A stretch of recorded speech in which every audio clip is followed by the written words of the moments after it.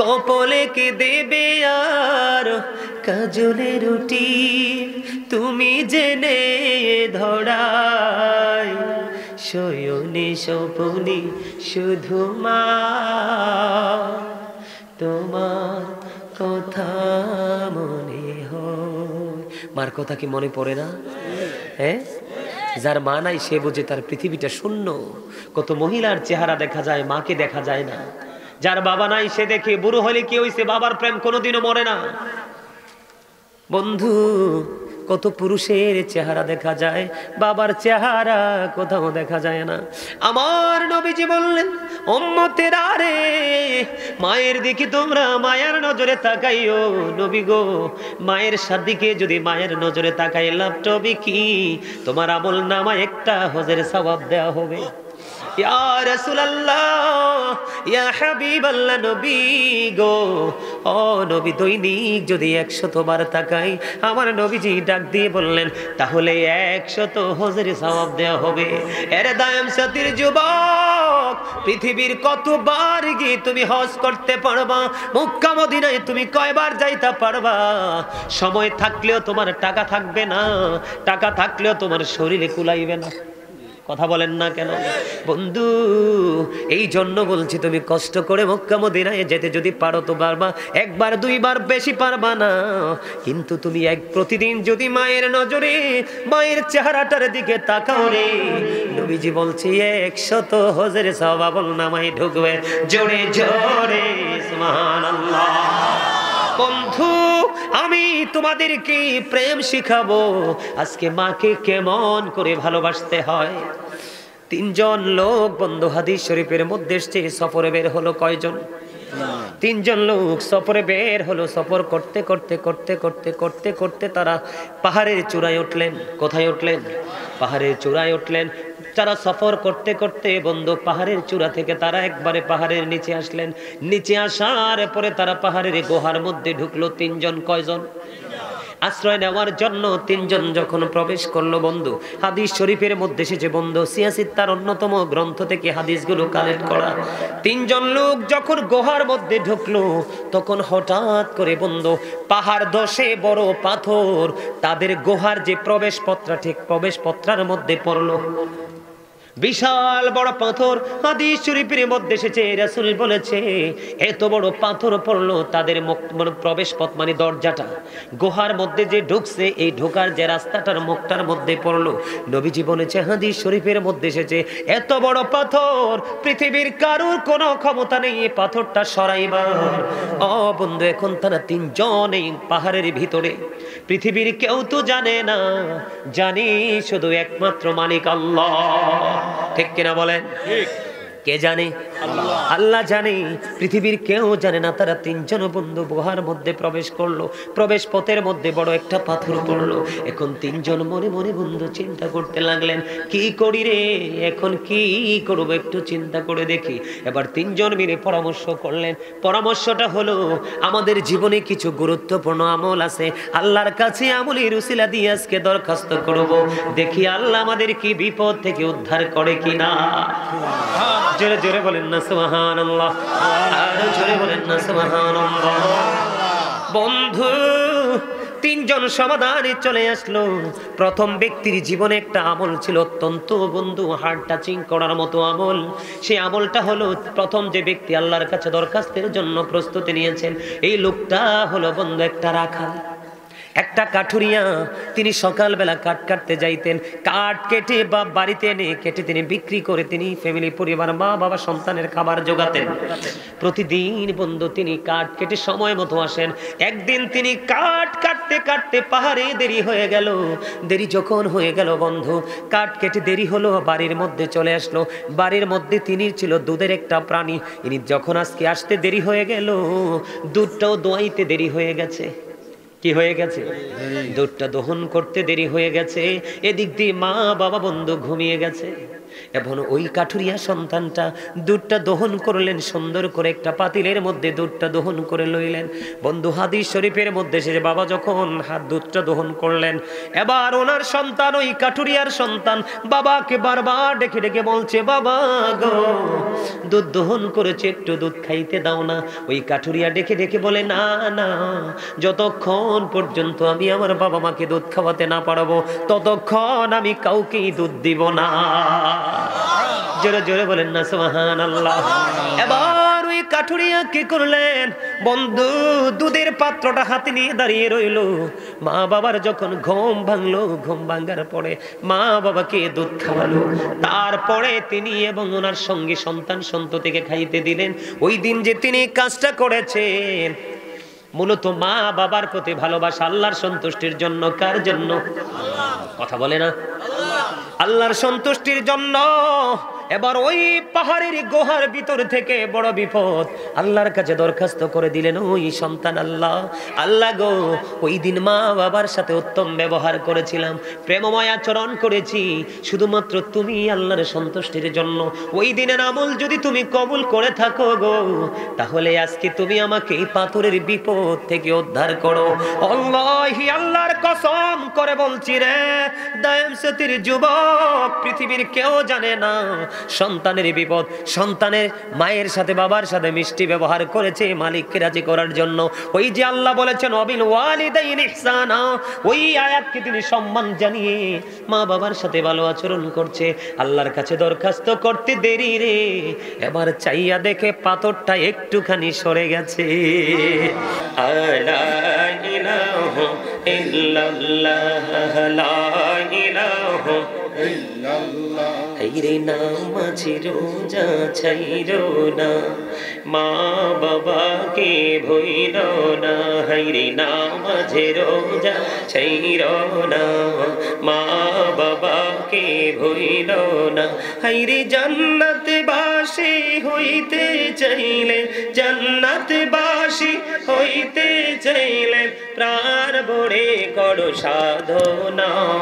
লা ইলাহা ইল্লাল্লাহ, লা ইলাহা ইল্লাল্লাহ, লা ইলাহা ইল্লাল্লাহ মুহাম্মাদুর রাসূলুল্লাহ সাল্লাল্লাহু আলাইহি ওয়াসাল্লাম। আল্লাহ আল্লাহ আল্লাহ আল্লাহ আল্লাহ আল্লাহ আল্লাহ আল্লাহ আল্লাহ আল্লাহ মাশাআল্লাহ। আল্লাহ আল্লাহ আল্লাহ আল্লাহ আল্লাহ আল্লাহ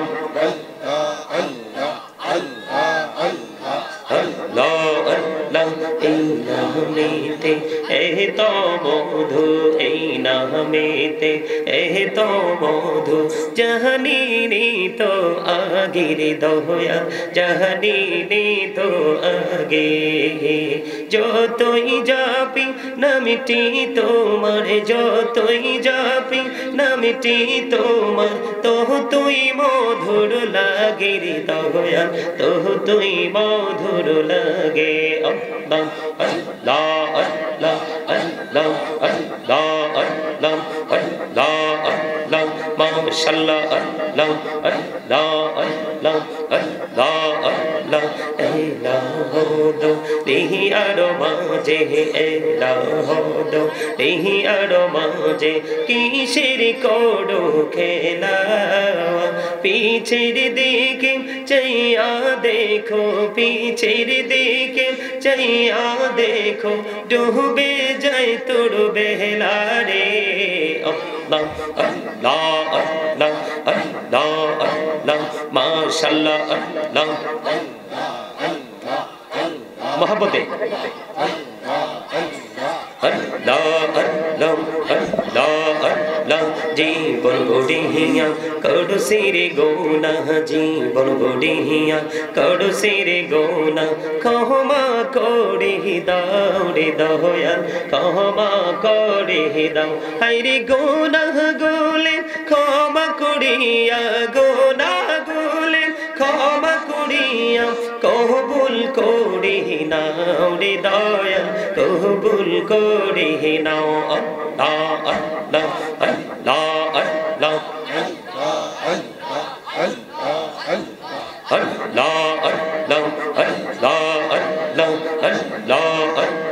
প্রাণে বহুদিয়া ডাকে রে বান্দা প্রাণে বড়িয়া ডাকে হাইরে প্রাণে বহুদিয়া ডাকে রে বান্দা প্রাণে বড়িয়া ডাক হাইরে প্রাণ বড়িয়া ডাকিলে রে বান্দা প্রাণে বড়িয়া ডাকিলে রে বান্দা গহনা করব মহা আল্লাহ আল্লাহ আল্লাহ আল্লাহ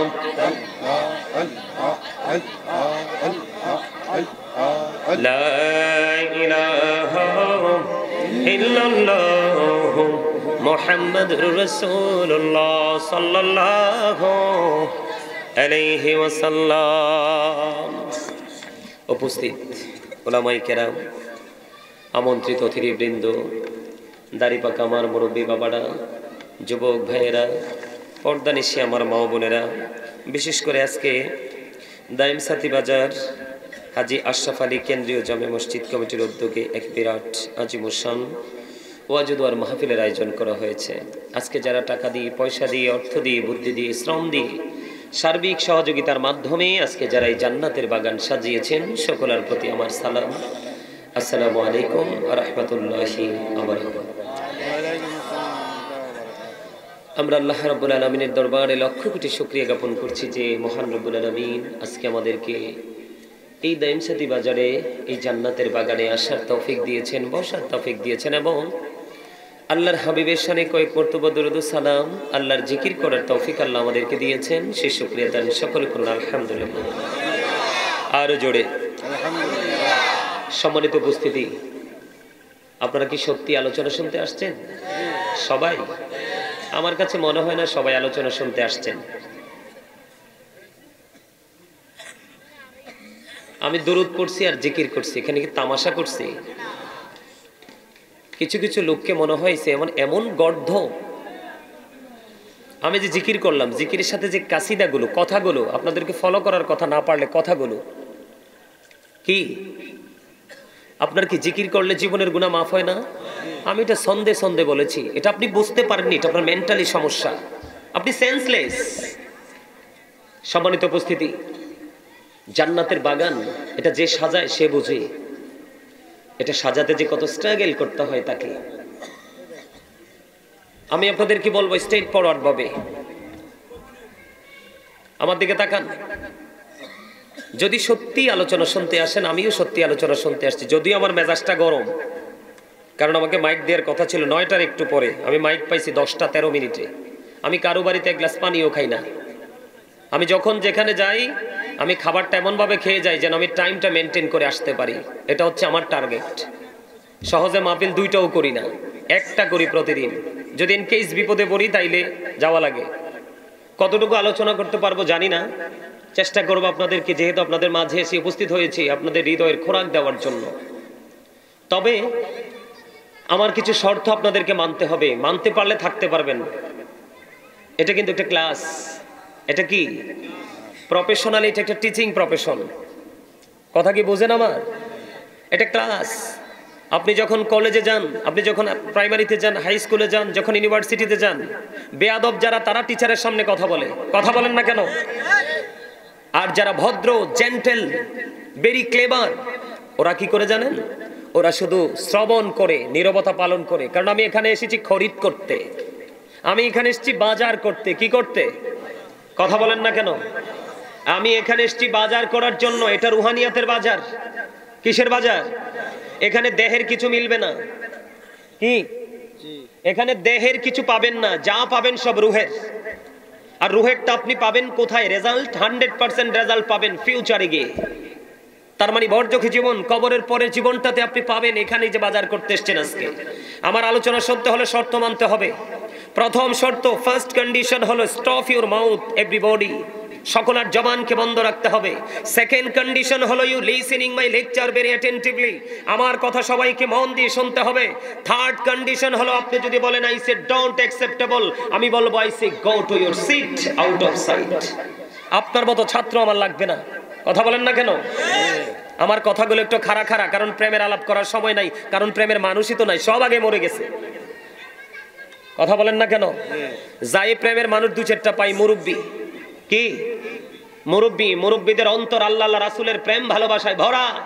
বর্তমান প্রজন্মের ম্যাক্সিমাম যুবক যুবতীর অন্তর হিংসা, নোংরামি আর ইহুদি কালচারে ভরা। কথা বলেন না কেন? আমার একদম স্ট্রেট ফরওয়ার্ড কথা। এটা কি ক্লাস? এটা কি ক্ষণস্থায়ী ক্লাস? কি ক্লাস? কিছু সময় আমি আলোচনা করব। আপনার আমার বাবার বয়সী, দাদার বয়সী, আমার স্টুডেন্টদের বয়সী ম্যাক্সিমাম ছেলে, আমার ছাত্রদের বয়সী এখানে ম্যাক্সিমাম যুবকদেরকে দেখতে পাচ্ছি। যদিও আপনারা আমার বাবার বয়সী, আজকে আপনারা মনে করতে হবে যিনি আলোচনা করতেছেন, যিনি লেকচার দিচ্ছেন, উনি আপনাদের টিচার। এটা মনে করতে পারলে কিছু নিয়ে যেতে পারবেন। আর যদি বলেন আই এম ভেরি সাকসেসফুল, তাহলে আপনার এখানে বসে তো লাভ নেই, আপনি তো এমনি ফুল। কথা কি বুঝেন আমার কথা? বলেন, আপনাদের এই গ্রামে কি মানুষ নাই? আছে। কেন আসেনি আজকে মাহফিলে? সবাই কি আজরাইলের সাথে কি কন্ট্রাক্ট হয়ে গেছে যে আগামী 50 বছর আমি বেঁচে থাকবো, তুমি আসতে পারবা না? নাকি আপনাদের এলাকার মানুষের বাড়ির ঘরের দরজা অনেক শক্ত, আজরাইল এটা ভেদ করে ঢুকতে পারবে না? কথা বলে না। পারবে? আজরাইলের সে ক্ষমতা আছে তো ঘরে কেন বাইরে আসতে পারেন না? কি মনে করছেন দুনিয়াতে যেমন একদিকে ঠেলা যায়, এমনি কি হেনও ঠেলতে পারবেন? কথা কন না কেন? দুনিয়াতে যেমন চা দিয়ে, বিড়ি দিয়ে, সিগারেট দিয়ে নেগেটিভকে পজিটিভ, পজিটিভকে নেগেটিভ করা যায়, তার মানে উলট পালট করা যায়, এটাকে ওখানেও চলবে? চলবে না। আমার কথাগুলো শুনবেন ধৈর্য ধরে, কিছু নিয়ে যেতে পারবেন। আল্লাহ বলেছেন ইন্না বাতশা রাব্বিকা লাশাদীদ। আল্লাহ বলেছেন the seizing of Allah is difficult. আল্লাহর ধর, আল্লাহর পাকড়াও বড় শক্ত, বড় কঠিন। তার মানে আল্লাহ রাব্বুল আলামিন আপনাকে আমাকে শক্তভাবে ধরবে। কি জন্য ধরবে? আল্লাহ বলেছেন ইন্নাল্লাহা সারিউল হিসাব, Allah is quick to take account. Allah হিসাব গ্রহণে অত্যন্ত তৎপর। তার মানে আপনাকে আমাকে ধরবে আল্লাহ রাব্বুল আলামিন হিসাব নেওয়ার জন্য। কিসের জন্য? কথা কয় না। আপনাকে কি দিছে আল্লাহ? জবান দিছে কি জন্য? ভোট খাওয়ার জন্য, বাদাম খাওয়ার জন্য? চা দোকানে বসে বসে চা খাবেন আর মানুষের বদনাম করবেন এই জন্য? নাকি ফ্রেন্ড সার্কেলদেরকে নিয়ে কোলাহল পরিবেশে গিয়ে অপ্রাসঙ্গিক, অগ্রহণযোগ্য কথা বলবেন সেটার জন্য? তাহলে কেন দিছে? ওই দেখছেন নি, এই ট্রেনিং প্রাপ্ত, ট্রেনিং দেয় তো আমার ভাই, বলতেছে আল্লাহর ডাকার জন্য। আসলে তো হেসা। আল্লাহ বলতেছে remember me then I will remember you. Allah বলতেছেন ফাযকুরুনি আযকুরুকুম। আল্লাহ বলতেছে তোমরা আমাকে স্মরণ করো, আমি তোমাদেরকে স্মরণ করব। কি চমৎকার না? এখন আপনি আমি কি আল্লাহকে স্মরণ করি না দুনিয়া স্মরণ করি? কথা কয় না। আল্লাহ কয় আল্লাহর জিকির করতে, আল্লাহ কয় তোমরা আমার জিকির করো। আল্লাহ শর্ত দিয়েছে। কি দিয়েছে? শর্ত দিয়েছে তোমরা আমার জিকির করো, তাহলেই আমি তোমাদের জিকির করব। তার মানে আপনি আল্লাহকে স্মরণ করলেই আল্লাহ আপনাকে স্মরণ করবে, আর আল্লাহ যখন স্মরণ করবে তখনই আপনি ভালো থাকতে পারবেন। অন্যথায় ভালো কিরে স্বাস্থ্য ভাই, তুই হাসস কিনলেই তোরে কিন্তু আর প্রথম দেখিয়ে পছন্দ হয়েছে, তুই আর মেজো ভাইয়ের মতো চেহারা ফুরা, ডিস্টার্ব করিস না। এই কিন্তু ধমক দিয়ে এলাম। আমার স্বাস্থ্য ভাইটা তারা দেখে আমার পছন্দ হয়েছে, আমার মেজো ভাই, তার মানে আমার ইমিডিয়েট বড় যিনি, উনি অবিকল তার মতো। তো উনি আর একটু মানে ফিগারটা আর একটু স্মার্ট আর কি, আর সুন্দর, কিন্তু একবারে ফেসটা একটু সেম টু সেম তার মতো। তো আমি তারা দেখে এখানে বসে গেলে তার দিকে তাকাইছি, ভাইটা কাছে নাই, অনেক দূরে। মেজো ভাই,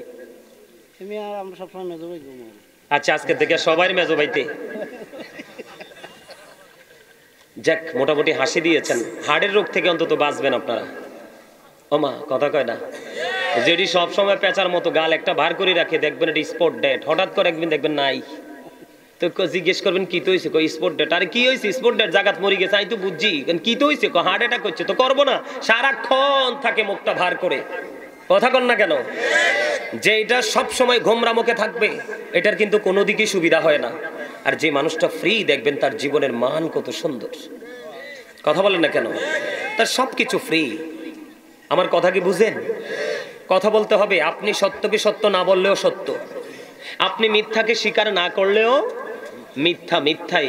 এই জন্য আপনারা এখানে এসেছেন কি জন্য? কিছু নেওয়ার জন্য না। কথা বলে না, আরে কিছু নিতেই তো আসছেন। এর মধ্যে সবচেয়ে বড় স্বপ্ন হলো আল্লাহ যেন গুনাহটা মাফ করে দেয়। এরকম তো প্রথম প্রত্যাশা তো এটা। এবং আরেকটা হলো আমার আপনার প্রত্যেকেরই আপন স্বজন কবরে আছে। আল্লাহ আজকে মাহফিলে যাই, মুসাফির আসতেছে, মেহমান আসতেছে, কারণ আল্লাহ খুশি হইলে তিনটা জিনিস দেয়। কয়টা? একটা হলো পৃথিবীতে বৃষ্টি দেয়। আল্লাহ তুমি আরো বেশি খুশি হলে কি দাও? বাবা আমার কোল জোরে দেই, কন্যা সন্তান। আরো যদি খুশি হও তাহলে কারো বাড়িতে পাঠাই দেই মেহমান। তা আমি কি আপনাদের মেহমান না? তো মেহমানকে সম্মান করতে হবে না? আমি কিন্তু আপনাদেরকে বলি নাই যে আপনারা আমার জন্য এক ডেক কাচ্চি রান্না করে রাখেন।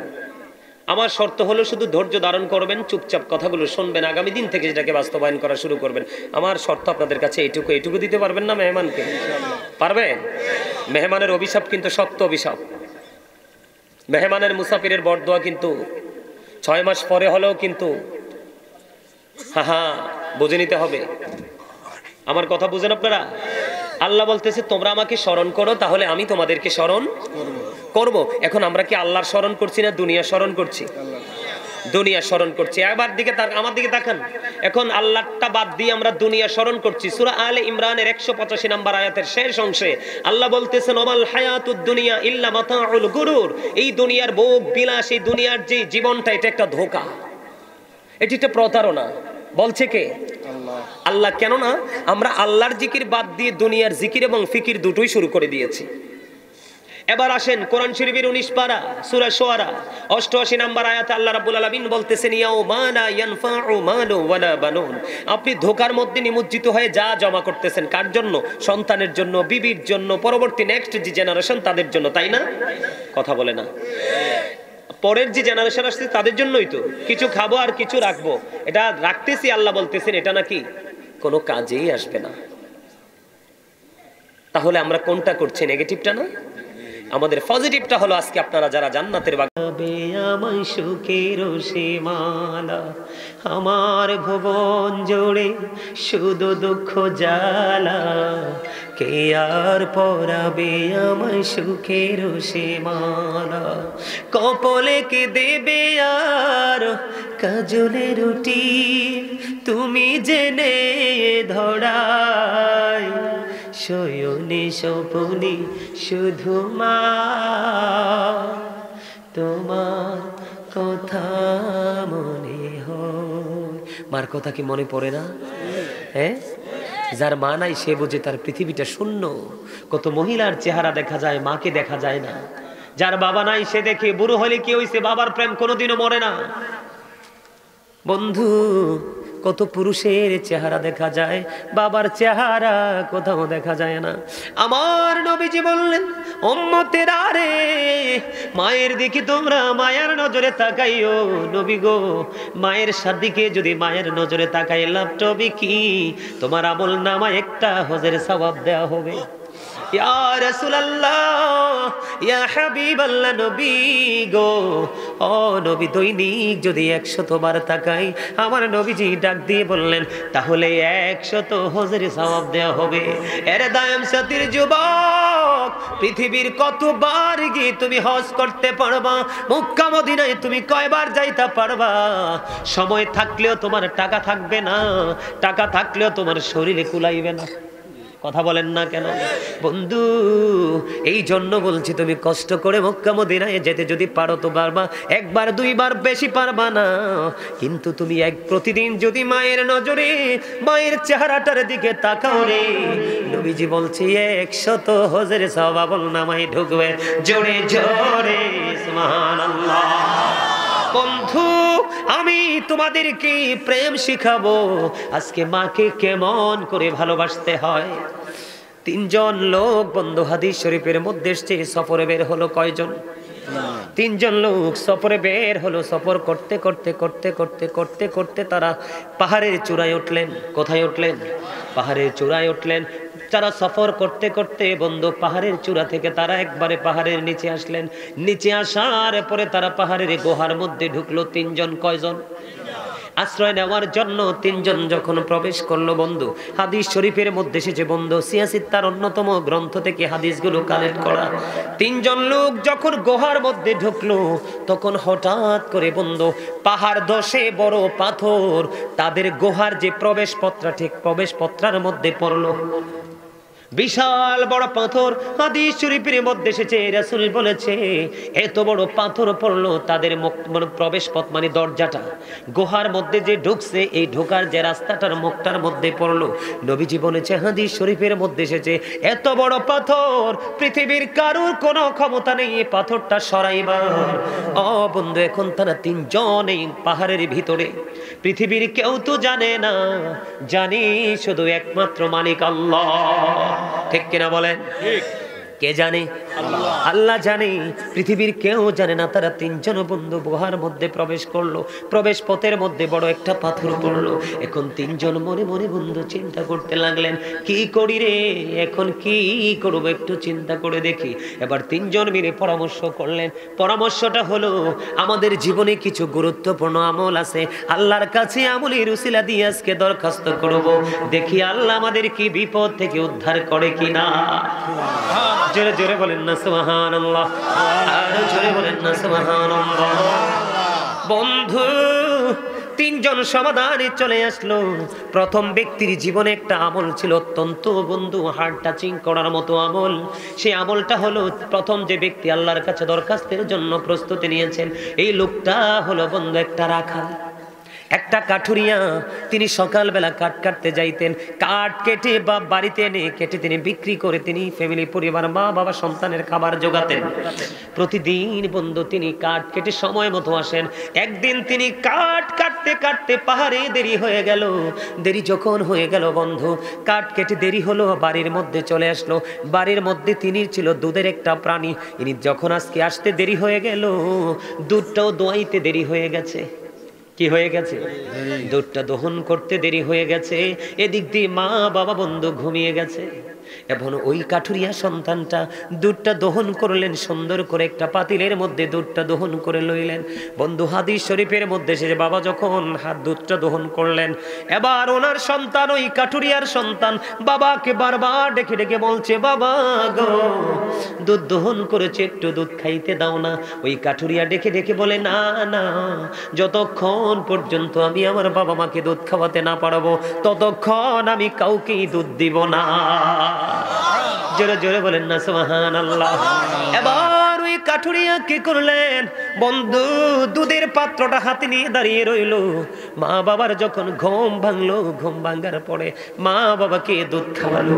তারপরে তিনি এবং ওনার সঙ্গে সন্তান সন্ততিকে খাইতে দিলেন।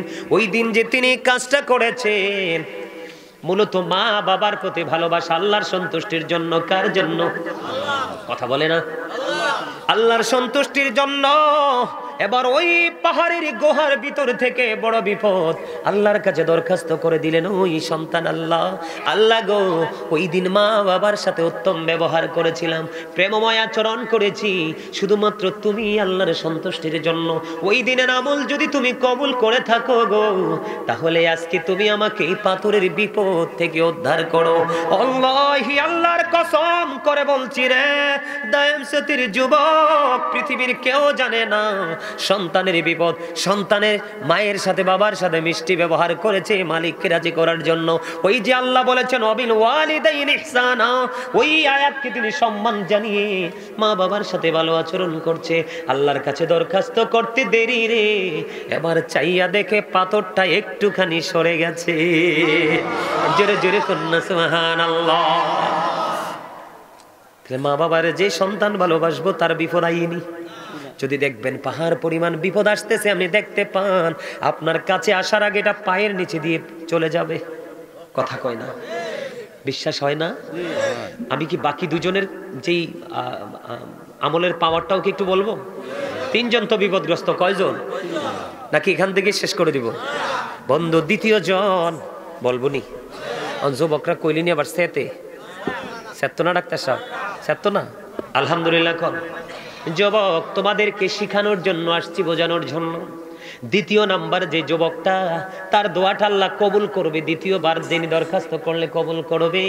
ওই যুবক হাদিস শরীফের মধ্যে এসেছে, সে তার একজন চাচাতো বোনকে ভালোবাসতো। কি করত? চাচাতো বোনকে ভালোবাসতো। হাজার চেষ্টা করেছে চাচাতো বোনকে সে কাছে পাওয়ার জন্য, তার যৌন আকাঙ্ক্ষা মেটানোর জন্য। কোনোভাবে সে সুযোগ পায় না। তৎকালীন সময় হঠাৎ করে দুর্ভিক্ষ যখন শুরু হলো, তার মা বাবা তার কাছে নেই। 200 দিরহাম দিলেন। কয়শো? তখন ওই দুর্ভিক্ষের সময় মেয়েটাকে 200 দিরহাম দিল। ওই দ্বিতীয় ব্যক্তি যার দোয়া কবুল করার জন্য আমার আল্লাহ অধীর আগ্রহী। 200 দিরহাম দিলেন। 200 দিরহাম দেওয়ার পরে ওই 2 নাম্বার যুবকের দোয়া আল্লাহ কবুল করবে রে। 200 দিরহাম দেওয়ার পরে এবার মেয়েটা রাজি হলো বন্ধু। মেয়েটার একেবারেই কাছাকাছি চলে গেল যুবকটা। মেয়েটার একেবারেই কাছাকাছি যাওয়ার পরে মেয়েটা একটা ডাক দিয়ে বলল, আমার ইজ্জত লুটি নিও না, আমার ইজ্জত তুমি নষ্ট করো না। আমার ইজ্জত আমাকে সুরক্ষিত রাখতে হবে। কার জন্য? যিনি আমাকে বিয়ে করে বউ করে নিয়ে যাবে তার জন্য। জোরে জোরে কন্যা সুবহানাল্লাহ। এখনকার ছেলেরা বন্ধু, মেয়েরা যদি 3 রাস্তার মোড়ে দিয়ে যায়, একটা রাস্তার কোণে দাঁড়িয়ে থাকে মেয়েদেরকে টিজিং করার জন্য। কথা বলেন না কেন? মেয়েদেরকে ডিস্টার্ব করার জন্য। যুবক, ইসলাম কত সুন্দর, কত প্রেমময় দেখো রে। ওই মেয়েটা যখন বলল, আমাকে ইজ্জত নষ্ট করো না, আমার ইজ্জত নিও না, আমি আমার স্বামীর জন্য সেটাকে মজুত রাখতে হবে। বন্ধু, এই কথা বলতে দেরি রে। দ্বিতীয় জন তিনি কি করলেন? মেয়েটাকে ছেড়ে অনেক দূরে চলে আসলেন এবং 200 দিরহাম দিয়েছিলেন। 200 দিরহামের দাবিও তিনি মাফ করে দিলেন। শুধুমাত্র সেই দিন সে ছেড়ে দিয়েছেন আল্লাহকে রাজি করার জন্য। ওই ব্যক্তি হলো আজকের বিপদগ্রস্ত দ্বিতীয় ব্যক্তি। আল্লাহর কাছে বললেন, আল্লাহ আমি কি করেছি? আমি ওই মেয়েটার কাছে গিয়েছি একেবারে কাছাকাছি, চাইলে সেদিন তার ইজ্জত আমি নষ্ট করতে পারতাম। তুমি আল্লাহকে ভয় করে, তুমি আল্লাহর সন্তুষ্টির জন্য তোমার কাছে হিসাব দিতে হবে চিন্তা করে আমি ওই মেয়েটাকে ছেড়ে 200 দিরহামের দাবি পর্যন্ত ছেড়ে দিয়ে চলে আসলাম। আল্লাহ গো, তুমি আমাকে ওই দিনের আমল যদি তোমার কাছে কবুল হয়ে থাকে, আজকে আমাকে এই বিপদ থেকে তুমি উদ্ধার করো। দোয়া শেষ হইতে দেরি রে। এবার চাইয়া দেখে বন্ধু, পাথরটা আরো একটু সরে গেছে আল্লাহর কুদরতি ভাবে। জোরে জোরে বলেন না সুবহানাল্লাহ। আমি তোমরা যুবকদেরকে অ্যাক্টিভ করার জন্য আরেকটা ছোট্ট ঘটনা বলবো। হযরত ওমর রাদিয়াল্লাহু তাআলা আনহুর জামানায় সেই ঘটনাটা ঘটেছে। একজন যুবক প্রতিদিন 5 ওয়াক্ত নামাজ পড়তেন। যে বাড়ির উপর দিয়ে নামাজে যেতেন, ওই বাড়ির মধ্যে ছিলেন একটা যুবকী, প্রতিদিন তাকে প্রেম আকাঙ্ক্ষা দেখাতো। মানে মেয়েটা যুবকটাকে অনেক বেশি ভালোবাসতো, প্রতিদিন তাকে কাছে যাইতেন, কিন্তু যুবকটা পাত্তা দিতেন না। একদিন এশারের নামাজ পড়ে ফেরার পথে মেয়েটা এমন ভাবে প্রেম আকাঙ্ক্ষা দেখালেন, যুবকটা মেয়েটার ঘরে চলে গেল। মেয়েটার ঘরে গিয়ে দেখলেন তারা স্বামী স্ত্রী হয়নি।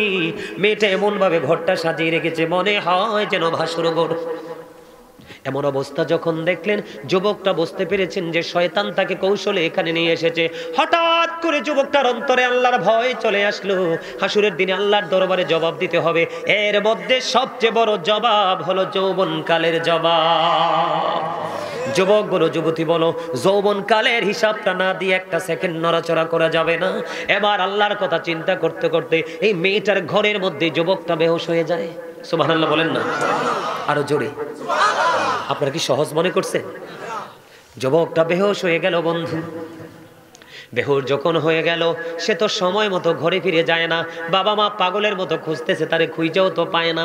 এবার কি করবে? খুঁজতে খুঁজতে বেহুশ সচেতন ছেলেটাকে পাইলেন এই মেয়েটার ঘরে যখন পাইল, মেয়েটার ঘরে বন্ধু পাওয়ার পরে এবার কি করলেন? তাকে বেহুশ অবস্থায় তাদের ঘরে নিয়ে গেলেন। ঘরে যাওয়ার পরে আল্লাহর কুদরতে ছেলেটার সেন্স ফিরে আসলো। সে ছেলেটার যখন হোশ ফিরে আসলো, ছেলেটাকে প্রশ্ন করলেন, বাবা তুমি কেমন করে গেলা? বাবা বিস্তারিত ঘটনা খুলে বলল। বন্ধু, ঘটনাটা খুলে বলতে দেরি রে, আবার সঙ্গে সঙ্গে ছেলেটা বেহুশ হয়ে যায়। এই বেহুশে এসে পৃথিবী থেকে বিদায় হয়ে যায়, তার মানে মারা যায়। ইন্না লিল্লাহি ওয়া ইন্না ইলাইহি রাজিউন। যখন সে মারা গেল, মারা যাওয়ার পরে বন্ধু তাকে কবরে দাফন করলো। তারপরে হযরত ওমর রাদিয়াল্লাহু তাআলা আনহুকে ডাকা হলো। আসার পরে জলদি করে বিস্তারিত ঘটনা বলা হলো। এবার বলার পরে ওমর রাদিয়াল্লাহু তাআলা আনহু ডাক দিয়ে বললেন, চলেন তার কবরের পাশে যাই।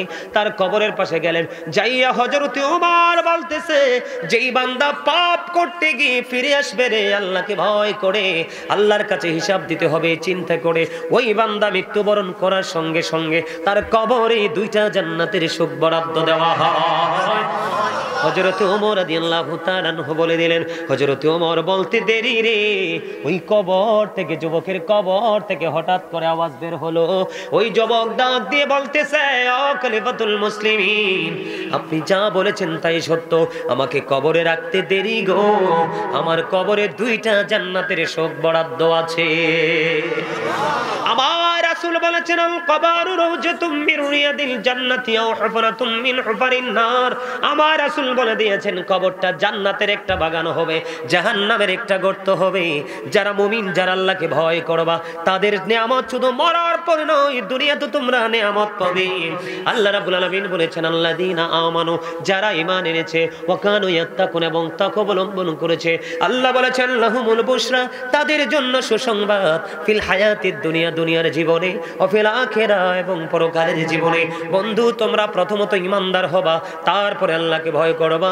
আল্লাহ রাব্বুল আলামিন বলেছে তোমার জন্য নিয়ামতের খবর, দুনিয়ার জীবনে ও পরকালের জীবনে। জোরে জোরে সুবহানাল্লাহ।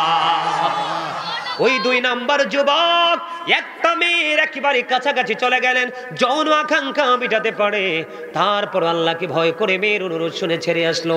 দরখাস্ত করতে দেরি রে, পাথরটা আরো একটু সরে গেল, কিন্তু বের হওয়া যাবে না। মানে বের হওয়ার মতো রাস্তা এখনো হয়নি, এটা হাদিস শরীফ প্রমাণ করে আমি না। এবার বন্ধু, দুজনের ফয়সালা হলো, আরেকজন বাকি আসেনি। কথা কয় না কেন? আমাদের দেশে দেখবেন, একজনের ক্ষমতা থাকলে ক্ষমতার অপব্যবহার বেশি করে, বৈধটা না করে। কথা কয় না?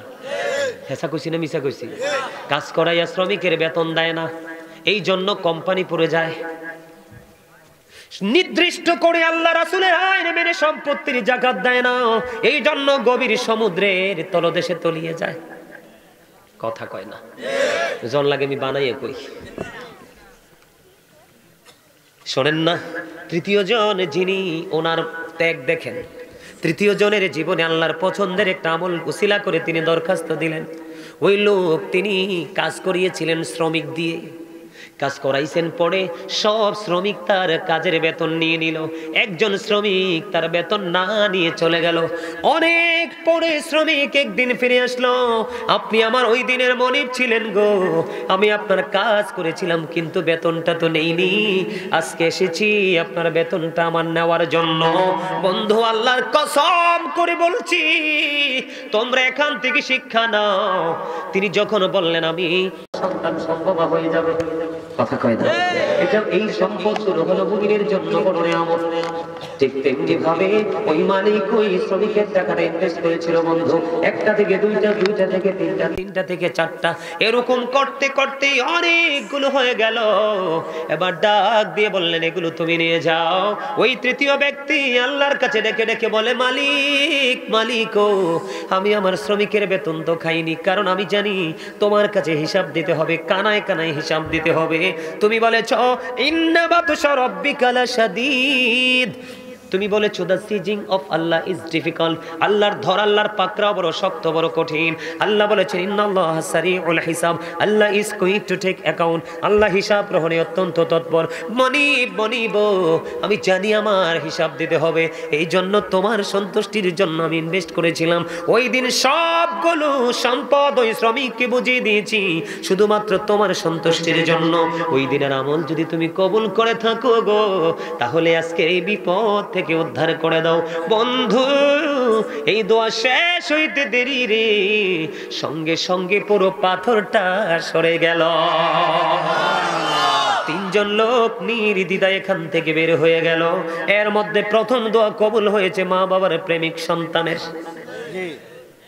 ভালোবাসার দরকার আছে না নাই? আরো জোরে। আপনারা জানেননি, একখান কথা কইতামনি, শবে বরাতের রাত গেছেনি আপনারা আমার মধ্যখান থেকে, আপনারা বিশ্বাস করেননি, শবে বরাত্রে পালন করছেননি, নামাজ পড়ছেননি, জিকির করছেননি, কোরআন তেলাওয়াত করছেননি, সবই তো করেছেন। মারহাবা। শবে বরাতের পক্ষে সবাই নি। আচ্ছা, আমার রাসূল কয় শাবানুশ শাহরি, শাবান হলো আমার মাস, রজব শাহরুল্লাহ, রজব হলো আল্লাহর মাস, ও রমাদানু শাহরু উম্মতি, রমজান মাস হলো আমার উম্মতের মাস। বলে হুজুর সাবান তো চলে গেছে, আসছে সামনে রমজান, আপনি সাবানে ফিরে গেলেন কেন? আপনাদেরকে বোঝার জন্য। ঈসা নবী একদিন ডেকে ডেকে বলে, আল্লাহ এই জামানায় আমার চেয়ে বড় বুজুর্গ তো কেউ নাই। কয় হাসানি? কয় হ।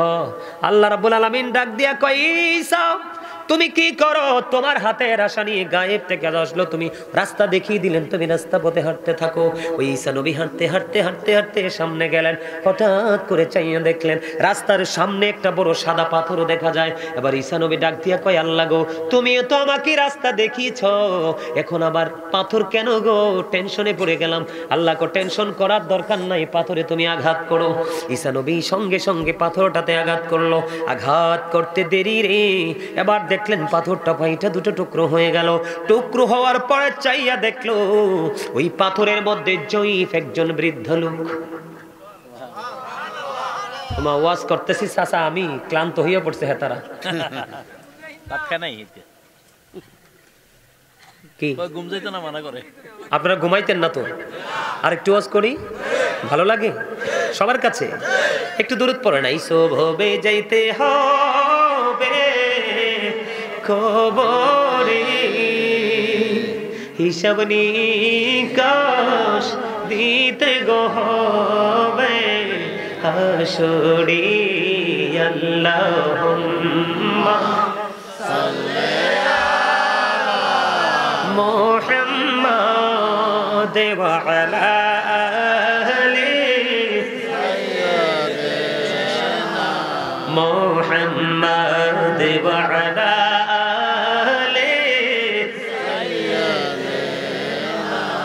মোহাম্মদ। কারবা বাড়ি, কারবা ঘর, কারবা কি,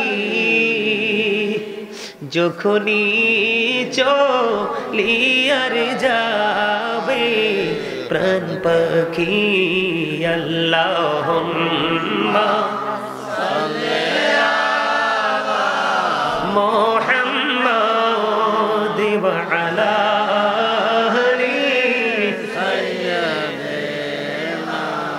মোহাম্মদ। কবরেরই খবর যদি মানুষ জানিত,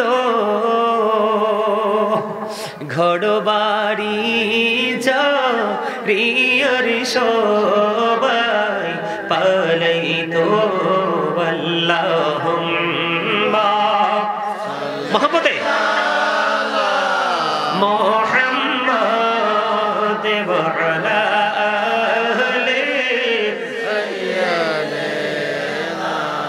মোহাম্মদ। কান্দায়ো না কান্দায়ো না প্রাণের নবীকে, নবীকে কান্দাইলে রে কাঁদবা হাসরে। আল্লাহুম্মা সাল্লি আলা মুহাম্মাদ ওয়া আলা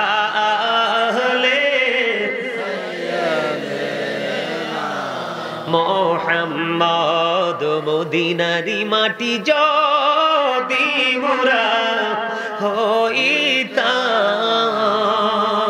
নূরে নবীকে বুকে লইয়া রাখিতাম। আল্লাহুম্মা সাল্লি আলা মাশাআল্লাহ ওয়া আলা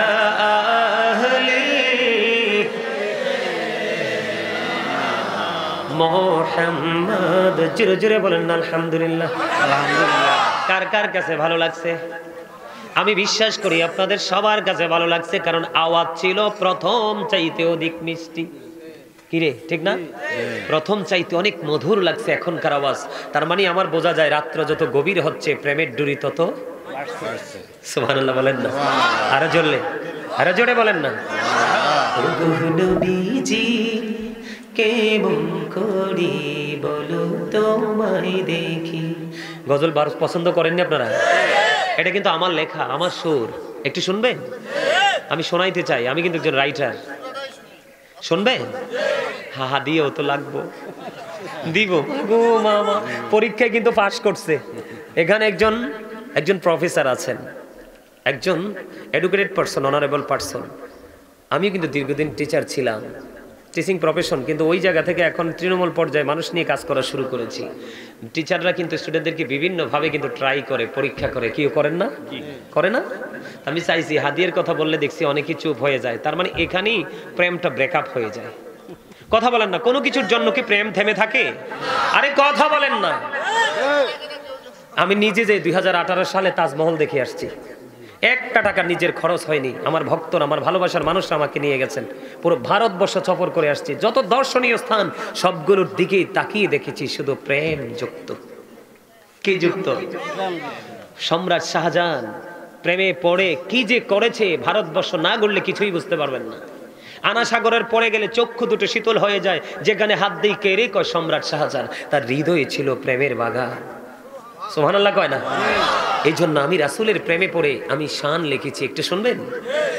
ও গো নবীজি কেমন করে বলো তোমায় দেখি, ও গো নবীজি কেমন করে বলো তোমায় দেখি, আছো তুমি ওই মদিনায়, আছো তুমি ওই মদিনা, সঙ্গে নিয়ে দুই প্রেমিক সাথী, কেমন করে সবাই বলেন তো নবীজি কেমন করে বলো তোমায় দেখি, আছো তুমি ওই মদিনায়, আছো তুমি ওই মদিনা, সঙ্গে নিয়ে দুই প্রেমিক সাথী, কেমন করে বলো তোমায় দেখি, দেখার আশা আমার মনে পুষে রেখেছে আপন করে, বলেন দেখার আশা আমার মনে পুষে রেখেছে যতন করে, পাই যদি গো নবী তোমার দিদার, পাই যদি গো নবী তোমার দিদার, শীতল হবে মোর দুটি আঁখি, কেমন করে বলো তোমায় দেখি, বলেন গো নবীজি কেমন করে বলো তোমায় দেখি। গজলটা কিন্তু অনেক বড়, একটুখানি শুনিয়েছি, আপনাদের প্রেমটাকে একটু ট্রাই করলাম। যদি শুনতে চান আরো শোনাইতে রাজি।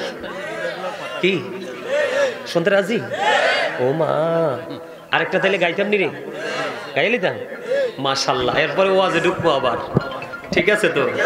হাসানি, আমি রাত্র প্রায় 2টা থেকে 2:30 বাজে এই গজলটা লিখেছিলাম, যেটা এখন গাইতে আমি প্রস্তুত। সেই গজলটা যখন লিখছি আমার দু চোখের পানি ঝরে ঝরে পড়ছে। আমি লেখা শেষ করে দেখলাম আমার চোখের পানিতে আমার বালিশ ভিজে গেছে। রাসূলের প্রেম কিন্তু টাকা দিয়ে হয় না, হয় না। আমার সাথে আপনারা সুর দিবেন, আপনারা কিন্তু সবাই চুপ করে থাকবেন না, শুনবে?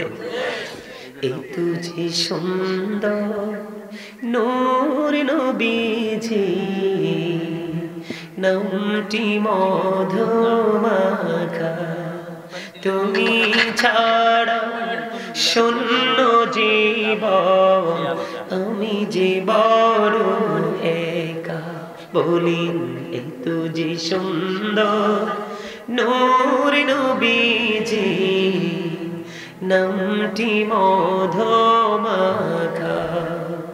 তুমি ছাড়া শূন্য জীবন, আমি যে বড় একা, তোমার প্রেমের গল্প আমি শুনেছি জীবন ভর, তাই তো আমার মনের ঘরে বইছে প্রেমের ঝড়, পথচে আছি আমি, বলেন পথচে আছি আমি, দেখা এই তো যে সুন্দর নূর নবীজি নামটি মধুমাখা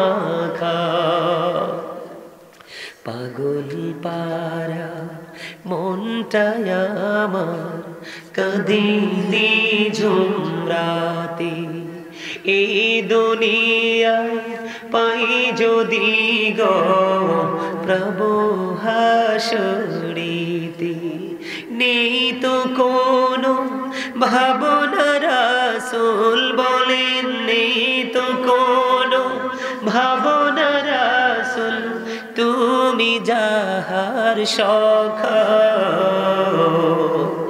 এত যে সুন্দর নূর নবীজি নামটি মধুমাখা হযরত আনাস রাদিয়াল্লাহু তাআলা আনহু আমার নবী আপনার নবী দু জাহানের বাদশা নবী সরকারি মদিনা তিনি বলে দিয়েছেন নারী হোক বা পুরুষ হোক যুবক হোক বা যুবতী হোক কেউ যদি প্রাণের নবীকে ভালোবাসিয়া প্রতিদিন যদি 1000 বার দরুদ পড়তে পারে তাহলে সে জান্নাত না দেখা পর্যন্ত মরণ হবে না।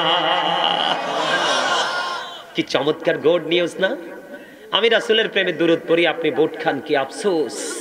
মাহফিলে আইসা বোট খাওয়ার টক ধরে চেয়ারম্যান সাহেব কই যাইতা সেন্স কোথায় গেছে মানুষের? বোট খাওয়ার কি আর জায়গা নাই? কথা কয় না। আরে চোখের সামনে তুমি বাজার কত কোয়ালিটির খাবার আপনি ওখানে খাইয়া আসেন না, খাইয়া পানি টানি খাইয়া দু চারটা ঢেকুর মেকুর দিয়ে আসেন, রিল্যাক্স হয়ে বসেন। আসার সময় কি একটা যন্ত্র লই আইছেন, চাপায় ফালাইলে দুইটা খালি নাচে। কথা কন না কেন? আমার কথাগুলো একটু খারাপ লাগে কারণ হক কথা একটু তিতা। আল হাক্কু মুররুন, হক কথা তিতা। আল্লাহ কয় অকুলু কাউলান সাদিদা, তিতা হইল হকটাই কও। সে দ্য রাইট থিং, সত্য কথা বলো, সঠিক কথা বলো। ওমা সুবহানাল্লাহ দি কন্যা আরো জোরে, আরেকটু মহাব্বতে। আমারে মনে হয় তারা কেউ চিনে না, কিল্লাই দাওয়াত দিয়েছেন। চিনলে তার আরো ফ্রি থাকতো, তারা কিন্তু একটু ভার লাগে আমার কাছে। চিনো তুই চিনো দেখ, কিন্তু তুই হিসনতে সামনে আইস, আমি তো তোমার দেহি বুঝ দিচ্ছি যে তুই আরে চিনো আগে থেকে। আলহামদুলিল্লাহ কর বন্ধুরে আমার। জুমার দিনে রাসূলকে ভালোবেসে কেউ যদি মাত্র 80 বার দরুদ পড়ে রে, আমার আল্লাহ খুশি হয়ে তার 80 বছরের সগীরা গুনাহ মাফ করে দেয়। সেই নবীর দরুদ কি ছাড়া দরকার না বেশি পড়া দরকার? দুরুদ is the most excellent prayer Muslim religion. চমৎকার লাগে না? আরো জোরে, আরে আরো জোরে। আপনি আমি আজকে যত আমল করছি সবগুলো ট্রেনিং দিয়েছেন রাসূল, সবগুলো নিয়ে এসেছেন রাসূল। আপনি কোন জায়গা থেকে রাসূলকে জুদা করার কোন ইখতিয়ার আছে? কালেমা কি রাসূলকে বাদ দিয়ে হবে? লা ইলাহা ইল্লাল্লাহ সারা জীবন পড়বেন, মুহাম্মদুর রাসূলুল্লাহ যতক্ষণ এক না করবেন কাম হবে। এই জন্য আগেই দরুদ, আগে সালামটা রাসূলের কদমে দিছি আগে। আম্মা সুবহানাল্লাহ কয় না? আপনারা তো জান্নাতের মেহমান। কার মেহমান? আল্লাহ রাসূল কয় তোমরা যখন জান্নাতের বাগানে যাও তখন তোমরা জান্নাতের বাগান থেকে কিছু ফল খেয়ে নিও। কি খেয়ে নিও? কই জান্নাতের বাগান থেকে ফল খেয়ে নিও। ইয়া রাসূলুল্লাহ, ইয়া হাবিবাল্লাহ, নবী গো জান্নাতের বাগানের ফলটা কি? আমার নবী বললেন সুবহানাল্লাহ আলহামদুলিল্লাহ লা ইলাহা ইল্লাল্লাহ, সুবহানাল্লাহ আলহামদুলিল্লাহ লা ইলাহা ইল্লাল্লাহ, লা ইলাহা ইল্লাল্লাহ। কুরসি লৌহ কলম সৃষ্টি যাহার ওসিলা, নিজে আল্লাহ খুশি হইয়া নাম রাখলেন হাবিবুল্লাহ। সুবহানাল্লাহ আলহামদুলিল্লাহ লা ইলাহা ইল্লাল্লাহ, সুবহানাল্লাহ আলহামদুলিল্লাহ লা ইলাহা ইল্লাল্লাহ, লা ইলাহা ইল্লাল্লাহ, লা ইলাহা ইল্লাল্লাহ। নবী আমার লুহুরের পুতুল জগৎ করলেন ও জালা রোজ হাসরে করবেন তিনি উম্মতের ফয়সালা সুবহানাল্লাহ আলহামদুলিল্লাহ লা ইলাহা ইল্লাল্লাহ লা ইলাহা ইল্লাল্লাহ লা ইলাহা লা ইলাহা ইল্লাল্লাহ মুহাম্মাদুর রাসূলুল্লাহ সাল্লাল্লাহু আলাইহি ওয়াসাল্লাম। জোরে জোরে বলুন আলহামদুলিল্লাহ। ওয়াজে তো এখনো ঢুকতে পারেন, এই জন্য জিকিরটা একটু ছোট্ট করে করলাম। আচ্ছা, জিকির যে একটু করলাম, আপনাদের কি শান্তিটা দেহের মধ্যে লাগছে না রুহের মধ্যে? কার কার রুহের মধ্যে লাগছে একটু সোজা করে হাত তুলে দেখান তো। মাশাআল্লাহ, সবার। যার লাগছে না তে কিন্তু দেখাইয়েন না, কারণ যে মুখে একটা অন্তরে আরেকটাতে মুনাফিক। ঠিক না বেঠিক? আপনার হৃদয় পর্যন্ত ধোলা লাগেনি, আপনি এই পর্যন্ত যাইতে পারেন না, হাত তুলছেন তাল মিলাইয়া, বিপদে পড়ে যাবেন তো। কথা কি বুঝতে পারছেন? আমি আপনাদেরকে এখনো অ্যাক্টিভ করতে পারিনি, যদিও জিকিরটা ভালো লাগছে। আমার দিকে তাকান। এই যে আমরা প্রত্যেকই মানুষ, মানুষ না? মানুষকে আল্লাহর কোরআনের ভাষায় কখনো বলা হয় ইয়া আইয়ুহান নাস, আবার আল্লাহ কখনো বলেছেন ইয়া আইয়ুহাল ইনসান। ইংলিশে যদি বলি, কখনো বলা হয় ম্যান, আবার কখনো বলা হয় পারসন। এটা হলো কোন মানুষ? মাথা থেকে পা পর্যন্ত বডি স্ট্রাকচারটা। এটা কিন্তু এই মানুষটাকে, যে মানুষটা পরিচালনা করছে, ওই মানুষটা আছে আপনার আমার ভিতরে। কোথায়? ওই মানুষটার নাম আল্লাহ রেখেছেন কোরআনের ভাষায় রূহ। ইংলিশে এটাকে বলা হয় সোল, বাংলাতে এটাকে বলা হয় আত্মা। আল্লাহ বলেছেন say the soul is the warder of my lord. Allah বলেছেন কওলির রূহু মিন আমরি রব্বি, first tense, present tense, future tense, অতীত, বর্তমান, ভবিষ্যৎ। এখানে নিয়ে আসার কারণ আপনাদেরকে অ্যাক্টিভ করার জন্য, আমি আপনাকে নিজেকে পরিচয় করানোর জন্য। আমরা কিন্তু এখনো পর্যন্ত আমরা আমাদেরকে চিনতে পারি না, আরেকজনকে চিনবো কি করে? এই মানুষটা ভিতরে, এটা কেমন করে ভিতরে আসলে? ওটা সৃষ্টির কাছে চির অজানা। আবার কোন দিন কোন অবস্থায় দেহ থেকে আউট হয়ে যাবে, সেটাও সৃষ্টির কাছে চির অজানা। এই মানুষটা রহস্য ঘেরা একটা মানুষ। এই মানুষটা যখন আপনার আমার মধ্যে ছিল না, তখন আপনি আমিও ছিলাম না। যখন মায়ের উদরে বাবা মায়ের বিয়ে হলো, তারা একত্রিত হলো, তাদের মাধ্যমে যখন মায়ের উদরে আপনার আমার বডিটা তৈরি হলো, তখন ওই আলমে আরোহা রুহের জগৎ থেকে আপনার আসল মানুষটাকে মায়ের উদরে ট্রান্সফার করে ঢুকিয়ে দেওয়া হয়েছে। তখন আপনি আমি মানুষ মানবীয় স্রোতে মায়ের কলিজা ছিঁড়ে পৃথিবীতে এসেছি। 7 দিনের দিন আপনার মাথার চুল কেটেছে, নাম রেখেছে। পুত্র সন্তানের জন্য 1 বছরে 2টি ছাগল দিয়ে আকিকা, কন্যা সন্তানের জন্য 1 বছরের 1টি ছাগল দিয়ে আকিকা করে আপনার নাম রাখলো। সেই নামে আজ পর্যন্ত আপনি আমি নামকরণ করা হয়েছে, আপনি আমি সেই নামেই আছি। কিন্তু যেদিন আপনার আমার মধ্য থেকে আবার এই ভিতরের মানুষটা চলে যাবে, সেদিন কিন্তু I am dead, you are dead. আপনি আমি আমরা সবাই মৃত। কথা বলে না? তাহলে এখান থেকে কি বোঝা যায়? মানুষের আসল সত্তা কি তার দেহ নাকি তার আত্মা? আরো জোরে। দেহের খেলা পৃথিবীতে, রুহের খেলা ফিউচারে। দেহের খেলা প্রেজেন্ট, আর রুহের খেলা হবে ফিউচারে। দেহের খেলার মধ্যে আপনি বিভিন্ন রকমের খেলা খেলতে পারেন, কিন্তু উপরে গেলে ঠিক নির্দিষ্ট কন্ডিশনের মধ্যে থেকে খেলতে হবে। এই জন্য আপনাদেরকে আমি অ্যাক্টিভ করতে চাই। আমি আজকে আলোচনার হেডলাইন দিয়েছি ইয়া আইয়ুহাল্লাযীনা আমানু কু আনফুসাকুম ওয়া আহলিকুম নারা।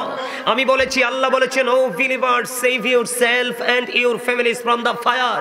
আল্লাহ ঈমানদারকে ডেকে বলেছেন তুমি জাহান্নাম থেকে বাঁচো এবং তোমার পরিবারকেও বাঁচাও। আমি আজকে এসেছি আপনাদেরকে বাঁচানোর জন্য, কারণ ম্যাক্সিমাম লোক এখন পথভ্রষ্ট। কি আল্লাহ বলতেছে তোমরা আমার জিকির করো। কার? তাহলে আমি তোমাদের জিকির হুজুর জিকিরটা কেমন করে করব? আল্লাহ রাসূল সমাধান দিয়েছেন তোমরা এমন ভাবে জিকির করো মানুষ দেখলেই যেন তোমাদেরকে পাগল বলে। হুজুর পাগলের মতো জিকির করব, হ্যাঁ হ্যাঁ পাগলের মতো জিকির করব, মানুষ দেখলে যেন দেখে আমাকে পাগল বলে, সেই মালিকের প্রেমে পাগল। আল্লাহর হাবিব আরো জানিয়ে দিয়েছেন। বন্ধু আমার দিকে তাকান, আল্লাহ রাসূল বলেছেন প্রত্যেকটা জিনিসকে ক্লিয়ার করার একটা যন্ত্র আছে, আছে না নাই? মানুষের মনের ঘরের ময়লা দূর করার যন্ত্র হলো মাওলার জিকির। তাহলে জিকির করার দরকার আছে না নাই? আরো জোরে বলেন আছে না নাই? শুধু তাই নয়, আমার দিকে তাকান বন্ধু। আল্লাহ বলেছেন ইয়া আইয়ুহাল্লাযীনা আমানু যকুরুল্লাহা যিকরান কাসীরা ওয়া সাব্বিহুহু বুকরাতাও ওয়া আসীলা। আল্লাহ রাব্বুল আলামিন ঈমানদারকে ডেকে বলেছেন, ঈমানদারেরা তোমরা বেশি বেশি করে আল্লাহর জিকির করো, সকাল টু সন্ধ্যা আল্লাহর পবিত্রতা ঘোষণা করো। কেমন করে করব? ফাযকুরুল্লাহা কিয়ামান, দাঁড়িয়ে দাঁড়িয়ে জিকির করো, কুউদান বসে বসে জিকির করো, ওয়া আলা যুনুবিকুম শুয়ে শুয়ে জিকির করো। তারপরেও জিকির বন্ধ করিও না। আমি বলেছিলাম আপনারা আজকে মাহফিলে আসেননি, আপনারা এসেছেন আল্লাহর দিকে। বন্ধুরে আমার, হাদিস শরীফের মধ্যে এসেছে কেউ যদি আল্লাহর দিকে 1 বিঘা পরিমাণে গিয়ে যায়, আল্লাহ তার দিকে 1 গজ পরিমাণে গিয়ে আসে।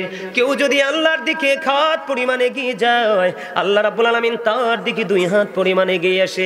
কেউ যদি পৃথিবীর কোন নরমাল জলসায় বসে জিকির করে রে, আল্লাহ রাব্বুল আলামিন তার চাইতে উত্তম জলসায় আল্লাহ ওই বান্দার জিকির করে। বন্ধুরি আমার, শুধু এখানে ক্ষান্ত নয়, কেউ যখন জিকির করার জন্য মালিকের দিকে হেঁটে হেঁটে আসে, যেমন আজকে আপনারা যারা জান্নাতের বাগানের দিকে এসেছেন, আপনারা মাহফিলে আসেননি, মূলত এসেছেন আপনারা আল্লাহর দিকে। কার দিকে? কথা বলে না, কার দিকে এসেছেন? হাদিস শরীফের মধ্যে এসেছে, আল্লাহ রাসূল বলে দিয়েছেন, কেউ যখন আল্লাহর দিকে হেঁটে হেঁটে আসে রে, আল্লাহ রাব্বুল আলামিন তার দিকে দৌড়ে আসে। তাহলে জিকিরের দরকার আছে না নাই?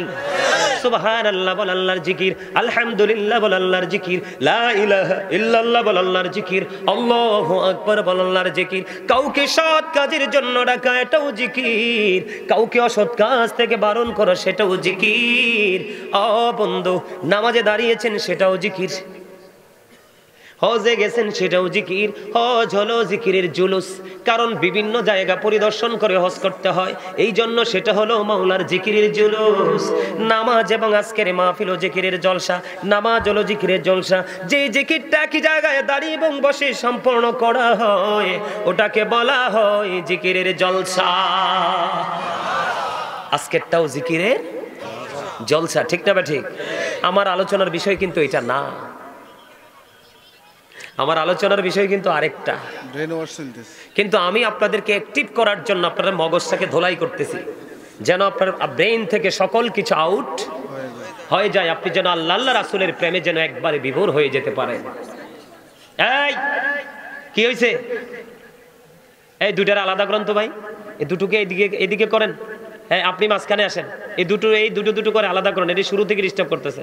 আপনি মাঝখানে বসেন। এই তো ঠিক আছে, আর ডিস্টার্ব হবে না। আমার কথা কি আপনারা বোঝেন? এই মনু, এই গেঞ্জিওয়ালা, এই এখানে দাঁড়াইয়া দাঁড়াইয়া ধাক্কা ধাক্কির জায়গা না, ওইলে বসো, নাইলে যাও। একদম সোজা কথা। আমরা এখানে আলোচনা করতেছি, শুনতেছি, আর তোমরা এখানে সামনে দাঁড়ায় দাঁড়িয়ে তামাশা করতেছো। এটা মাহফিলের আদব নয়, এটা বেয়াদবি।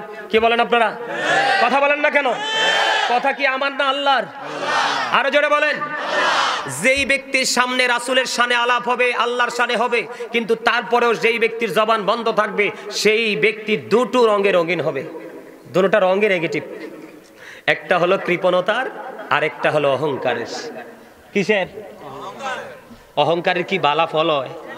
দেখবেন চুলাটা দেখতে একেবারে ছোট, কি পাহাড় পরিমাণ লাকড়ি দেখবেন চুলায় মজায় ফালায় না? কথা কয় না, হেসানি মজায় ফেলায়। ঠিক তেমনি মানুষের অহংকার মানুষের জীবনের সকল আমলকে পুড়ে ছাই করে দেয়। নাউজুবিল্লাহ বলেন না। এবং কাল হাসুরের দিন কি হবে জানেন? হাদিস শরীফের মধ্যে আসছে, আল্লাহ রাসূল বলেছেন, অহংকারীদেরকে কাল হাসুরের দিন ছোট্ট ছোট্ট পিপিলিকা বানানো হবে। নাউজুবিল্লাহ কোন না, কি বানানো হবে? পিপিলিকা বানানো হবে। আল্লাহ রাসূল বলেছেন, চারপাশ তাদেরকে অপমানে ঘিরে ফেলবে, বাউলাস নামক জাহান্নামের দিকে টেনে হেসড়ে নিয়ে যাওয়া হবে। জোরে জোরে কন্যা নাউজুবিল্লাহ। ও মা, আমরা জাহান্নামে যাবো কেন?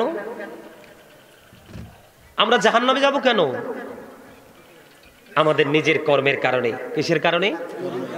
কারণ আল্লাহ বলছে আল্লাহর জিকির করতে, আমরা করছি দুনিয়ার জিকির। দুনিয়ার জিকির ধোঁকা। দুনিয়ার জিকির কি?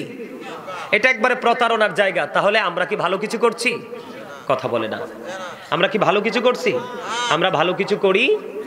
আমি কিন্তু মূল আলোচনায় যাই নাই। আপনারা কি আমরা তুই চলে যাইবেন না থাকবেন? আরো জোরে থাকবো। ঠিক আছে, আমার মূল আলোচনা কিন্তু যাই। এখনো কিন্তু আমার এরা দূর থেকে আসছে আমার আলোচনা শোনার জন্য। ওনাদের মাহফিলেও গেছিলাম কয়দিন আগে, এই জন্য আজকে আসছে আরেকটু একবার দেখার জন্য। আলহামদুলিল্লাহ বলেন। আরো জোরে আমি আপনাদেরকে বলতে চাই, যেটা আমরা উল্টো করেছি। কি করেছি? উল্টো করলে কি হয়? ফল কি ভালো হয় না খারাপ হয়? এতটা খারাপ হবে। আমার দিকে তাকান, ওপারে কিন্তু ঠেলাঠেলির কোনো সুযোগ। আল্লাহ রাব্বুল আলামিন বলতেছে ধরবে খুব শক্তভাবে, হিসাব নেবে শক্তভাবে। কিন্তু হিসাব নেওয়ার পরে যখন আপনি কি হয়ে যাবেন, বিপদে পড়ে যাবেন, তখন কিন্তু অত্যন্ত ভয়ঙ্কর হবে রূপটা। কারণ আল্লাহ বলেছেন লা ইয়ামুতু, মরার সুযোগ নাই। আর কি নাই? মরার সুযোগ নাই। People will not die that day, সেদিন মানুষ মরতে পারবে না। আল্লাহ বলেছেন ফিহা ওয়ালা ইয়াহইয়া, people will not be able to life that day, সেদিন মানুষ বাঁচতেও পারবে না। আল্লাহ বলেছেন ওমা হুম আনহাবি গায়িবিন, people will not be able to escape that day, সেদিন মানুষ সেখান থেকে পালাতেও পারবে না। তাহলে বাঁচারও সুযোগ নাই, মরারও সুযোগ নাই, পালাবারও সুযোগ নেই। তাহলে আমাদেরকে একটু সচেতন হওয়া দরকার না? কথা বলে না? সচেতন যদি হতে হয়, আমাদের অন্তরে ঢুকাতে হবে রাসূল প্রেম। কার প্রেম? কারণ আল্লাহকে কিন্তু আমরা কেউ দেখি নাই, যা পেয়েছি রাসূল থেকে পেয়েছি। কথা বলে না? কার কাছ থেকে? আল্লাহ বলতেছে আমি না, আল্লাহ বলতেছে মাইয়ুতির রাসূলা ফাকাদ আতাল্লাহ। আল্লাহ বলতেছেন হি হো অবিস দ্য স্টিল অবিস আল্লাহ। যেই ব্যক্তি রাসূলের নির্দেশ মানলো সে যেন আল্লাহর নির্দেশ, যে ব্যক্তি রাসূলকে মানলো সে যেন আল্লাহকে বলছে কে? তা আমাদের মানতে হবে না? কথা বলেন না? মানতে তো। আপনার কি বিরক্ত হচ্ছে? আহারে, মরার পরে মানুষ ফিরে আসতে চাইবে, বারবার বারবার ফিরে আসতে চাইবে, মরতে চাইবে, বাঁচতে চাইবে, পালাতে চাইবে।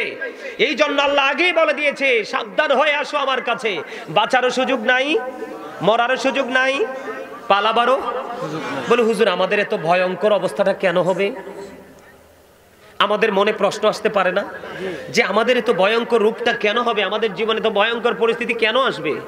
আল্লাহ বলেছেন বন্ধু, সূরা ইউনূসের 44 নম্বর আয়াত খুলে দেখেন। আল্লাহ রাব্বুল আলামিন বলেছেন ইন্নাল্লাহা লা ইয়াজলিমুন নাসা শাইয়্যাও ওয়ালাকিন্নান নাসা আনফুসাহুম ইয়াজলিমুন। আল্লাহ রাব্বুল আলামিন জানিয়ে দিয়েছেন আল্লাহ আল্লাহর বান্দার উপর জুলুম করে না, অত্যাচার করে না, বান্দা নিজেই নিজের উপর অত্যাচার করে। তাহলে কাউকে দোষ দেওয়ার কোনো সুযোগ আছে নি? আল্লাহ তারপরে বলতেছেন আল্লাহু লা ইউহিব্বুজ জালিমিন, যারা অত্যাচার করে জুলুম করে আল্লাহ তাদেরকে ভালোবাসে না, তাদেরকে আল্লাহ পছন্দ করে না। আল্লাহ রাব্বুল আলামিন বলেছেন ওমালিজ জালিমিনা মিন আনসার, জালেমরা যখন বিপদে পড়বে আল্লাহ তাদের জন্য কোনো সাহায্যকারীও রাখে নাই। বন্ধু আরো বড় লজ্জার খবর রে, কোরআন শরীফের 30 পারা সূরা ইনফিতরের মধ্যে আল্লাহ রাব্বুল আলামিন বলে দিয়েছেন ওয়া ইদাল কুবুরু বুসিরাত আলিমাত নাফসুম মা কদ্দামাত ওয়া আখরাত। জোরে জোরে বলুন আল্লাহু আকবার। আল্লাহ রাব্বুল আলামিন জানিয়ে দিয়েছেন কবরটা যখন ওপেন হয়ে যাবে, উন্মোচিত হয়ে যাবে, আপনি আমি আমরা আমাদের জীবনে কে কি করেছি আর কি করিনি সব কিছু আপনার আমার চোখের সামনে প্র্যাকটিক্যালি থাকবে। বন্ধু লুকাইতে পারবা না। এই বাজারের মধ্যে সিসি ক্যামেরা লাগাইলে তোমরা দোকানের কাছে যাও না, ভয় পাও, কারণ সিসিটিভির ফুটেজ ধরে আইনানুগ ব্যবস্থা নেওয়া হবে। কিন্তু আমরা এতটাই বোকারে, এতটাই বিবেকহীন হয়ে গেছি পৃথিবীর লোভ লালসায়, আমাদের দুই কাঁধে যে সিসি ক্যামেরা আছে সেটার খবর নাই। কথা কয় না কেন?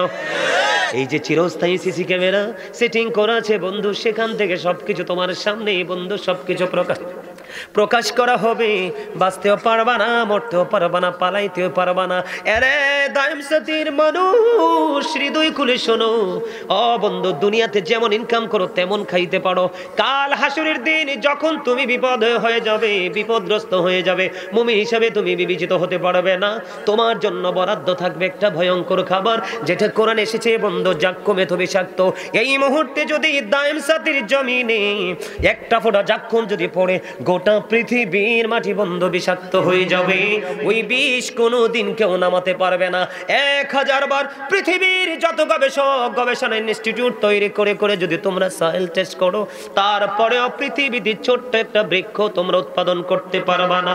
জোরে জোরে বলুন না নাউজুবিল্লাহ।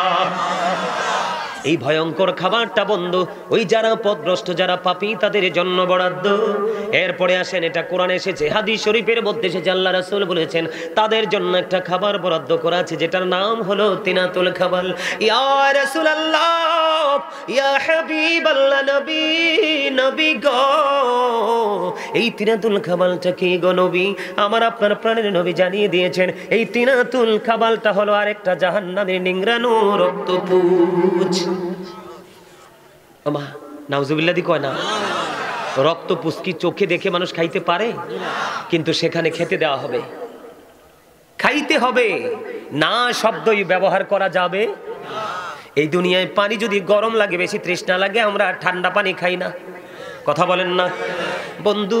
যদি তুমি পথভ্রষ্ট হও, পাপীদের খাতায় যদি তোমার লিস্টে এসে যায়, তোমার যখন পানি তৃষ্ণা লাগবে রে, হাহাকার শুরু করবে, আল্লাহ রাসূল বলেছে টেনশন করো না, তোমাদের জন্য উত্তপ্ত গরম পানি বরাদ্দ করা আছে, এটা মাথা দিয়ে ঢেলে দেওয়া হবে, পেটের মধ্যে ঢুকবে, ঢুকতে দেরি রে, তুমি কিন্তু বাঁচতেও পারবা না, মরতেও পারবা না, ওখান থেকে পালাতেও পারবা না। আল্লাহ রাসূল বলেছে রে দায়েম সাথীর, আমার ভাই বাবারা, আমার মা বোনদেরকে ডেকে ডেকে বলছি, হৃদয় খুলে শোনো, আল্লাহ রাসূল বলেছেন 2 রানের মধ্যখান দিয়ে সব কিছু লিকুইড হয়ে বের হতে থাকবে, আহারে কষ্ট যন্ত্রণা সইতে পারবা না, ওই যে বলেছি বাঁচতেও পারবা না, মরতেও পারবা না, পালাতেও পারবা না, এত ভয়ঙ্কর হবে বন্ধু পরকাল। এই জন্য বলি বেশি বেশি করে রাসূলের সাথে প্রেম করো, কেননা রাসূলের মধ্যেই রয়েছে সকল আল্লাহ পাওয়ার রাস্তা, কথা বলে না? আপনি কি রাসূল ছাড়া কোনো কিছু পাইছেন না? পাওয়ার স্বপ্ন আছে? কাল হাসুরের দিন আপনি যখন নির্বিকার হয়ে যাবেন, আপনার পক্ষ হয়ে কথা বলবে নবী। আপনি যখন হতাশ হয়ে যাবেন, আশার আলো দেবে আপনার আমার প্রাণের নবী। জোরে জোরে কন্যা সুবহানাল্লাহ, আরো জোরে। সেই নবীর দরকার আছে না নাই? এই জন্য বলছি বন্ধু, ছোট্ট করে আমি বলতে চাই, আমার মূল আলোচনায় ধীরে ধীরে ঢুকবো। ইহুদি খ্রিস্টানের একটা ধর্মগ্রন্থ, যেটাকে ইংলিশে বলা হয় দ্য ওল্ড ও নিউ টেস্টামেন্ট, এটার মধ্য দিয়ে তারা বৈধ করতে চেয়েছেন। তারা বলেছেন, he that love with not know with not God, for God is love. যেজন প্রেম করে না সেজন আল্লাহকে জানে না, for God is love, Allah প্রেম। আল্লাহ রাব্বুল আলামিন তাদের এই প্রেমকে গ্রহণ করেননি, সাথে সাথে